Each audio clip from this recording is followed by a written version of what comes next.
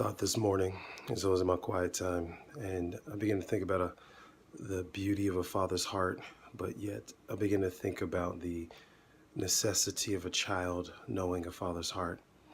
And I look back to times in my own life and times in some of my friends have told me stories about their dad and how a father's heart and the revealing of a father's heart is so important. Let me make a connection. When I think about the Hebraic scriptures, I think about as Christians call it the Old Testament, and the New Testament, Jews call it the Torah or the Tanakh and all those things. When I think about that, there's a revealing of God as Father throughout all the scriptures.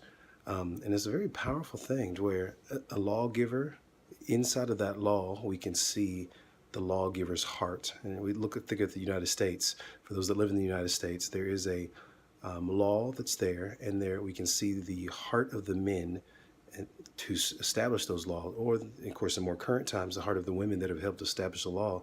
We can see that buried within the law, or any kind of organization, and when they create their policies and their procedures, we can really see the heart of the founders, the individuals who work in that organization. We can see their heart. Well, in the same way that I could liken that to the scriptures, and there's a heart that's there. For example, for me with my children, every time I'm establishing an order, there's a protective place where I'm saying I want you to be protected, and I may establish an order in my house, and what I'm doing is I'm revealing my heart. But even more specifically, how my children are longing for that. At nighttime before they go to bed, they're like, "Daddy, tell me a story. Tell me a story about you," is how they'll say it specifically. "Tell me a story about you, Daddy."